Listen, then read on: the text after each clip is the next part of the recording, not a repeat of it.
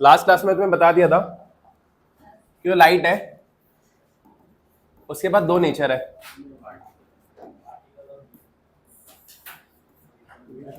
एक है वेव और दूसरा है, और कुछ ऐसे फिनोमेना थे जिसके जैसे पार्टिकल बोलता था। जैसे एक फिनोमेना है फोटो इलेक्ट्रिक, और इसमें क्या है, इसमें इंटरफेरेंस, डिफ्रैक्शन और थर्ड है पोलराइजेशन, है ना। तो लाइट ये दोनों फिनोमेना दिखाता है। समटाइम इंटरफेरेंस, इंटरफेरेंस मैंने लास्ट क्लास 11 में पढ़ाया था। वेव्स के अंदर दो वेव आती है, कंबाइन होती है, एक नई वेव बनाती है, ठीक है। उसके बाद ये बता दिया था कि लाइट में जो पार्टिकल नेचर है, तो इसके पार्टिकल का नाम होता है, इसका नाम होता है फोटोन, जिसको हम क्या बोलते हैं, एनर्जी पैकेट्स। और इसकी जो एनर्जी होती है वो किसके बराबर होती है, h इंटू फ्रिक्वेंसी और hc बाय, है ना। एक रिलेशन बताया था, c is equal to lambda. कोई दिक्कत, कोई परेशानी? ये सब मैंने पढ़ा दिया था। अच्छा, एक और बात बता दी थी, जो एनर्जी है वो फ्रीक्वेंसी के लिए डायरेक्टली प्रोपोर्शनल है, तुम देख सकते हो, और इनवर्सली प्रोपोर्शनल, ठीक है। तो फ्रीक्वेंसी जितना ज्यादा बढ़ेगी उतनी ज्यादा एनर्जी बढ़ेगी। फिर मैंने दो चीजों में बताया था, एक था थ्रेशोल्ड फ्रीक्वेंसी और एक था threshold wavelength. Threshold frequency minimum frequency थी और थ्रेशोल्ड वेवलेंथ मैक्सिमम वेवलेंथ था। सेकंड चीज मैं बताया था work function. Minimum work function होता है minimum energy required to eject out electrons. एक बार देख भी लेते हैं, देखो एनर्जी का फॉर्मूला बताया HF और SC बाय लैम्डा। अच्छा, ये तो चलो डी ब्रोगली वेवलेंथ है, तुम्हें पता नहीं होगा। अच्छा, एक बात बताओ एक येलो बल्ब है, दूसरा भी येलो बल्ब है, और दोनों ही फोटो इलेक्ट्रिक इफेक्ट नहीं दे पा रहे, मतलब येलो कलर होगा तो उसके पास क्या होगा, इसके पास अपनी फ्रीक्वेंसी होगी और अपनी वेवलेंथ होगी। अगर इसे वर्क फंक्शन, मतलब अगर इसके फोटो इलेक्ट्रिक इफेक्ट शो करना है तो इसकी फ्रीक्वेंसी मिनिमम कितनी वैल्यू होनी चाहिए, f0 के बराबर, और लैम्डा की मैक्सिमम वैल्यू कितनी होनी चाहिए, लैम्डा नॉट के बराबर, दैट इज थ्रेशोल्ड वैल्यू। अगर इसकी फ्रीक्वेंसी ही मिनिमम के बराबर नहीं है, तो इसके पास उतनी एनर्जी नहीं होगी। अब मैं अगर इसकी इंटेंसिटी बढ़ा रहा हूं, मतलब पावर बढ़ा रहा हूं, पावर, ये फॉर्मूला बताया था, intensity is power by area और power is energy by time into area, है ना। मैंने ये बताया था तुम लोगों को कि जितनी ज्यादा इंटेंसिटी बढ़ेगी उतनी ज्यादा टोटल एनर्जी बढ़ेगी, है ना। और टोटल एनर्जी किसके बराबर था, टोटल एनर्जी बराबर था number of photons n into energy of one photon. अगर टोटल एनर्जी बढ़ रही है तो मतलब दो केस है, तो एनर्जी ऑफ वन फोटॉन बढ़ा दो, या फिर नंबर ऑफ फोटॉन्स बढ़ा दो। अगर मैंने येलो लाइट ही रखा है तो एनर्जी ऑफ वन फोटॉन तो बढ़ा नहीं है, क्योंकि फ्रीक्वेंसी क्या रहा है, सेम रहा है। तो नंबर ऑफ फोटॉन्स बढ़ा, टोटल एनर्जी बढ़ी, तो और टोटल एनर्जी बढ़ने से इंटेंसिटी बढ़ी। आया समझ? पर दोनों केस के अंदर एक ही डिफरेंस आएगा कि नंबर ऑफ फोटॉन्स बढ़ जाएंगे, पर energy of one photon will be, ठीक है। कोई दिक्कत, कोई परेशानी? तो देखो, जैसे 50 वॉट का बल्ब है, इसमें नंबर ऑफ फोटॉन्स 5 है, तो इसमें कितने होंगे, 10, पर एनर्जी ऑफ वन फोटॉन क्या रहेगी, सेम। अच्छा, एक बात बताओ कि मान लेता हूं, एक कॉन्सेप्ट पढ़ाऊंगा सैचुरेशन करंट, समझने की कोशिश करना। मैं मान लेता हूं कि येलो लाइट के पास सफिशिएंट एनर्जी है कि वो फोटॉन्स निकाल दे, मतलब इलेक्ट्रॉन्स निकाल दे। किस केस में इलेक्ट्रॉन ज्यादा निकलेंगे, 50 वॉट में, 100 वॉट में? 100 वॉट में ज्यादा निकलेंगे, है ना। तो करंट किस में ज्यादा होगा, इलेक्ट्रॉन्स निकलेंगे तो इलेक्ट्रॉन्स के पास मूवमेंट होगी, उस मूवमेंट की वजह से करंट प्रोड्यूस होगा। करंट किस में ज्यादा होगा, इसमें ज्यादा होगा। ये अगला कॉन्सेप्ट पढ़ाना है, समझ आया, लॉजिक समझ आया? अच्छा, फोटोइलेक्ट्रिक इफेक्ट में दो प्रॉपर्टीज थे कि photoelectric effect does not depend on two things, मतलब फिर इंटेंसिटी पे डिपेंड करता ही नहीं है। इंटेंसिटी जितना मर्जी बढ़ा लो उससे कोई फर्क, जैसे येलो लाइट है, मैं 50 से 100 लूं, 100 की जगह 500 लूं या 1000 लूं, there will be no difference. If I want कि फोटोइलेक्ट्रिक इफेक्ट हो तो उसके लिए क्या चाहिए, मिनिमम एनर्जी चाहिए। कोई दिक्कत, कोई परेशानी? ठीक है।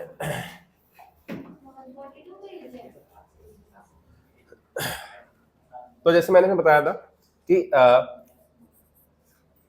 लॉ ऑफ फोटोइलेक्ट्रिक इफेक्ट क्या है, for a given metal and frequency incident radiation the number of photons ejected or emitted per second is directly proportional to the intensity of light। ये क्या बोलना चाहता है, ये बोलना चाहता है कि जितने भी नंबर ऑफ फोटॉन्स इजेक्टेड है या जो जितने फोटॉन्स इमिटेड है, समझने की कोशिश करो, जितना मैं फोटॉन्स डाल रहा हूं या जितने इलेक्ट्रॉन्स निकल रहे हैं, ये किस पे डिपेंड करता है, इंटेंसिटी पे। जितनी ज्यादा इंटेंसिटी बढ़ेगी उतने ज्यादा नंबर ऑफ इलेक्ट्रॉन्स इजेक्टेड जो होंगे वो बढ़ेंगे। सिंपल सी बात है, क्योंकि इंटेंसिटी बढ़ाने से नंबर ऑफ फोटॉन्स क्या हो रहे हैं, बढ़ रहे हैं, तो इलेक्ट्रॉन्स भी क्या होंगे, बढ़ेंगे। तो नंबर ऑफ फोटॉन्स प्रोपोर्शनल है इंटेंसिटी के, वो फोटो इलेक्ट्रिक इफेक्ट डिपेंड नहीं करते इंटेंसिटी पे। समझ आया?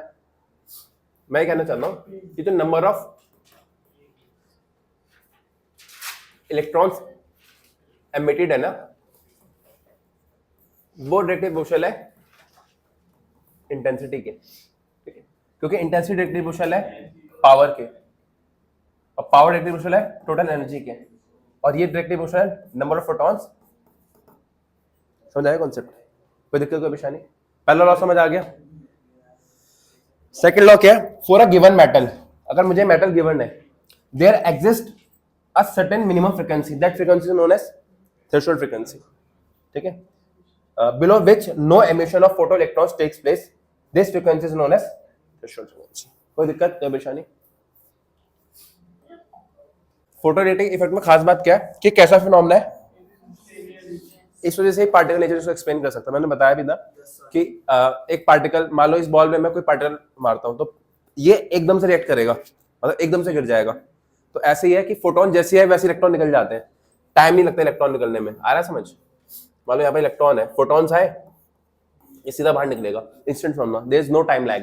That's why only particle nature can explain this. समझो ना, मैं बोल रहा कि पार्टिकल नेचर से पार्टिकल नेचर का पार्ट है फोटोरेटिक इफेक्ट। मेन चीज ये है ना कि क्यों, इसको मतलब क्वेश्चन नहीं आ रहा कि क्यों ऐसा ही क्यों है कि फोटोरेटिक इफेक्ट को पार्टिकल नेचर ही एक्सप्लेन कर सकता है, वेव नहीं कर सकता। कुछ तो रीजन होगा। पहले रीजन समझ आया? क्योंकि देखो ऐसा क्या होता है, पहले होता है एक्सपेरिमेंट, फिर आते हैं उसके फोन से। The photoelectric emission is an instantaneous process. The time lag between the incidence of radiation and emission of photoelectron is very small, मतलब बहुत कम है, 10 की पावर आया समझ? ये समझा देता हूं। देखो जिसको ग्राफ आता है वो आराम से समझ लेगा, पर मेरा तो काम है बार बार एक ही चीज समझाना। ये किसका इक्वेशन है? यहाँ पर m क्या होता है और c क्या होता है?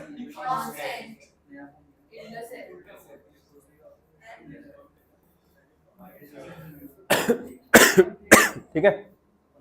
फॉर एग्जाम्पल ये लाइन है, इसमें जो स्लोप है, अच्छा स्लोप क्या होता है?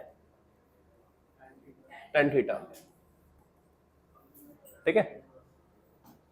और ये जहां पर एक काट रहा है इसको क्या बोलते हैं? सी। अगर सी पॉजिटिव होगा तो ऊपर कटेगा, सी नेगेटिव होगा तो।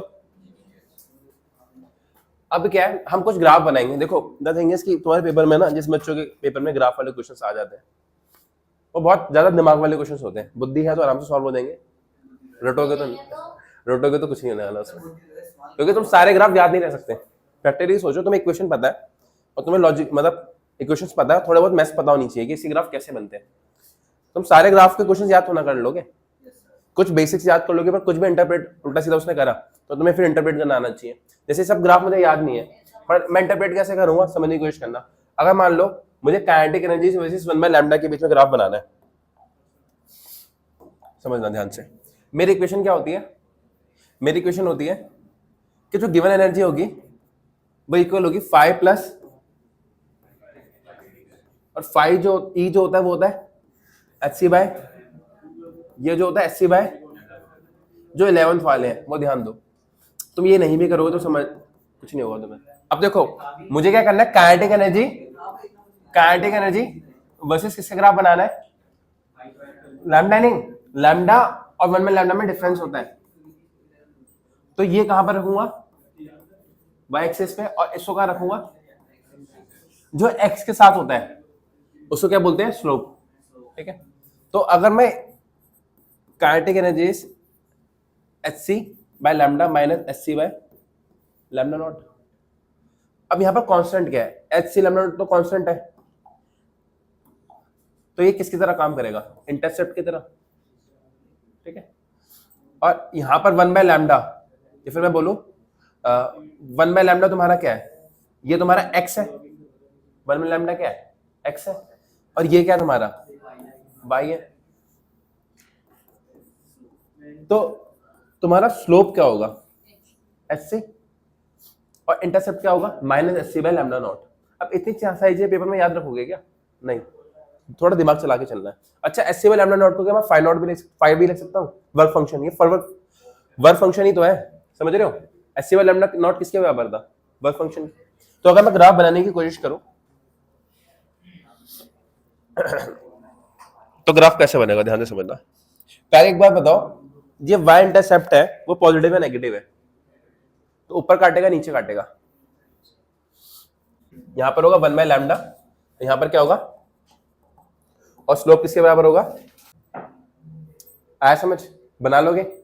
अगर बोल दे kinetic energy versus 1 by lambda का ग्राफ दे रखा है और तुम्हें यहां पर वैल्यू दे दे, इसकी वैल्यू दे दे, है ना। अच्छा सुनो, ये जो वैल्यू होगी ना इसको बोलेंगे 1 बाय लैम्डा नॉट, क्या हुआ, और जो इंटरसेप्ट है ये इसको क्या बोलेंगे, 5। आगे बढ़ो। अच्छा, दूसरा ग्राफ बनाएंगे हम काइनेटिक एनर्जी वर्सेस फ्रीक्वेंसी के बीच में। हमें ये पता है कि जो एच एफ है वो किसके बराबर होगा, एच एफ नॉट प्लस 5। मुझे ग्राफ किसके बीच में बनाना है, सॉरी, प्लस काइनेटिक एनर्जी, यही है ना। मुझे ग्राफ बनाना है काइनेटिक एनर्जी वर्सेस फ्रीक्वेंसी के बीच में, that is H F minus. अगर हम ऐसा करते हैं तो ये क्या होगा तुम्हारा, ये होगा तुम्हारा वाई एक्सिस पे, ये होगा तुम्हारा एक्स एक्सिस पे, और ये जो होगा तुम्हारा ये क्या होगा, वाई इंटरसेप्ट जो कि नेगेटिव है, और ये किसके इक्वल है, फाई के, और एच जो होगा ये क्या होगा तुम्हारा।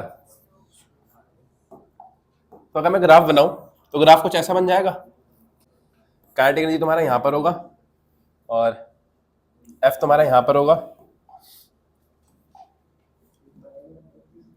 और तुम्हारी ऐसे क्वेश्चन बन जाएगी, ये होगा 5, और स्लोप किसके बराबर होगा, स्लोप बराबर होगा एच के, और वर्क फंक्शन किसके बराबर होगा, वाई इंटरसेप्ट के। ऐसा समझ, कोई दिक्कत कोई परेशानी। आगे बढ़ो, क्वेश्चन करूँ कुछ। अच्छा, ये वाला ग्राफ देखो, ऐसा क्यों बनाया मैंने, जो काइनेटिक एनर्जी है, क्या काइनेटिक एनर्जी ऑफ इलेक्ट्रॉन, क्या जो काइनेटिक एनर्जी है वो इंटेंसिटी पे डिपेंड करती है, वो किस पे डिपेंड करेगी, लैम्डा फ्रीक्वेंसी। अगर तुम्हारी लाइट के पास सुटेबल फ्रीक्वेंसी ही नहीं है तो इलेक्ट्रॉन निकाल ही नहीं पाएगा, तो उसे काइनेटिक एनर्जी के तो कुछ नहीं दे पाएगा, काइनेटिक एनर्जी देगा कैसे, वो तो इलेक्ट्रॉन ही नहीं निकाल पा रहा। तो kinetic energy is does not depend on intensity of light, क्योंकि इंटेंसिटी ऑफ लाइट बढ़ाने का मतलब है सिर्फ तुम क्या बढ़ा रहे हो, नंबर ऑफ फोटॉन्स, तुम फोटोन की एनर्जी नहीं बढ़ा रहे हो, और काइनेटिक एनर्जी बढ़ाना है तो क्या बढ़ाना पड़ेगा, फोटोन की एनर्जी। आया समझ, आगे बढ़ो। है ये वाला रिलेशन याद ध्यान रखना। देखो, एनर्जी निकालने का फॉर्मूला होता है एच सी बाय लैम्डा, एक होता है एच एफ। अगर तुम यहाँ पर सॉल्व करोगे एच सी को, तुम्हारी वैल्यू आएगी 1240, और लैम्डा किस में रखना पड़ेगा पर, नैनोमीटर में। नैनोमीटर किसी को पता है, 1 नैनोमीटर इस, और अगली चीज ये जो एनर्जी आएगी वो किस में आएगी, इलेक्ट्रॉन वोल्ट में, और 1 इलेक्ट्रॉन वोल्ट इज, देखो इसमें क्या बोला गया, फोटॉन्स ऑफ, क्वेश्चन देख लो भाई, इसमें क्या बोला है, एक फोटोन है जिसकी एनर्जी कितनी है 1 इलेक्ट्रॉन वोल्ट, और एक और है जिसकी एनर्जी कितनी है 2 electron volt, are successively incident on metallic surface of work function 0.5 electron volt. Work function कितना दे रखा है तुम्हें, 5। देखो मेटल सरफेस है 2,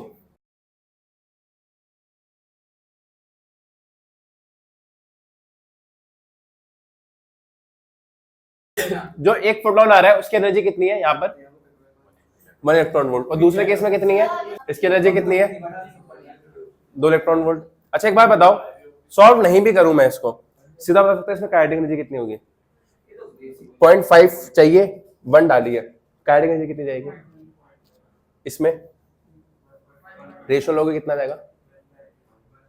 ये बिना पेन उठाने वाला क्वेश्चन है, पर मुझे सबका ध्यान रखना है, तो क्वेश्चन कराऊंगा, देखा उसे पता चलेगा किसका ध्यान रखना है मुझे। तो यहां पर एनर्जी किसके बराबर है, 5 प्लस काइनेटिक एनर्जी, फाइव किसके बराबर है 0 पॉइंट, और एनर्जी किसके बराबर है 1 प्लस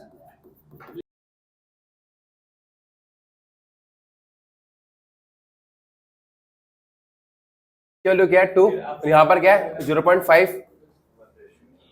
काइनेटिक एनर्जी कितनी आ जाएगी,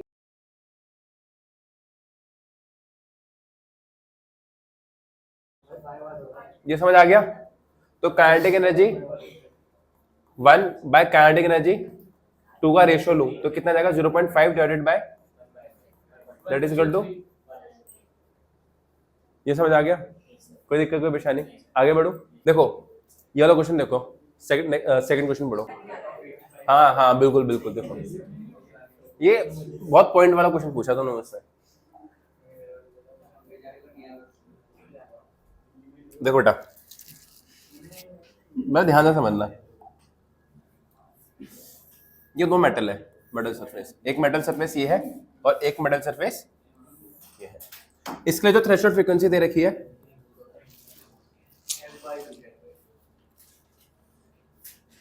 F बाय, और इसका जो दे रखी है इस पर जो लाइट डाल रहा हूं इसकी फ्रीक्वेंसी इस पर डाल रहा हूं, वो भी क्या मिनिमम फ्रीक्वेंसी F नॉट होती है, क्या F बाय 2 से ज्यादा है, ठीक है। आप समझना आ गया। समझने की चीज क्या है कि हमें मैक्सिमम काइनेटिक एनर्जी का रेशियो निकालना है, बहुत इजी क्वेश्चन है। एनर्जी जो गिवन है वो किससे बराबर है HF के, और जो इससे एसोसिएटेड एनर्जी होती है वो किसके बराबर होती है work function that is HF not that is HF by 2, और यहाँ पर किसके बराबर होगा वो, ये 5 ले लो, ये 5 ले लो, ठीक है, ध्यान से समझना। ये किसके बराबर है HF बाय 2 प्लस K1 ले लेता हूं। अब जो ये E किसके बराबर है HF, क्योंकि HF बाय 2 प्लस K1, तो K1 की वैल्यू किसके बराबर आ गई HF बाय 2, और यहां पर किसके बराबर आ जाएगी वो, यहां पर एनर्जी HF के बराबर है और 5 HF बाय 3 के बराबर है प्लस K2, और K2 is HF minus HF by 3, तो किसके बराबर हो जाएगा 2 HF by. Now you can take the ratio. इसमें क्या बोला गया, एक लाइट है जिसकी वेवलेंथ कितनी दे रखी है 412.95 नैनोमीटर, इस incident in each of the metal, मतलब हमने सोडियम पे भी डाला है उस लाइट को, पोटेशियम पे भी डाला है, कैल्शियम पे भी डाला है, और मोनोबिडियम पे भी डाला है। मुझे पता तुम लोगों को नहीं पता, देख लेना। आप समझो बात को, इसने बोला कि इसमें से कौन फोटो इलेक्ट्रिक एमिशन शो कर देगा। लॉजिक समझो, लॉजिक ये है कि जिसके पास जिसका वर्क फंक्शन इस गिवन एनर्जी से कम होगा वो कर देगा। तो मुझे पहले इसकी एनर्जी निकालनी है। फॉर्मूला क्या बता रखा है 1 to 4, मतलब ये बताया था ना SC by लैम्डा, ये फिर 1 to 40, यहाँ पर 1 to 30 लेके करा है, आसपास ही वैल्यूज आएगी, कोई फर्क नहीं पड़ेगा ज्यादा। 1 to 40 divided by lambda in nanometer, solve करा कितना आ गया 2.98। ये समझाया कि एनर्जी कितनी आई 2.98। अब सोचो ये एनर्जी मैं दे रहा हूं, है ना, वर्क फंक्शन क्या होना चाहिए, इससे ज्यादा होना चाहिए, इससे कम होना चाहिए। बहुत बढ़िया, वर्क फंक्शन इससे कम होना चाहिए ताकि इलेक्ट्रॉन निकल पाए। मेरी जो एनर्जी गिवन है वो ज्यादा होना चाहिए, किससे, वर्क फंक्शन से। तो किस में से निकाल देगा ये, देखो सोडियम से निकाल देगा क्योंकि इसका वर्क फंक्शन कम है, इससे भी निकाल देगा, इससे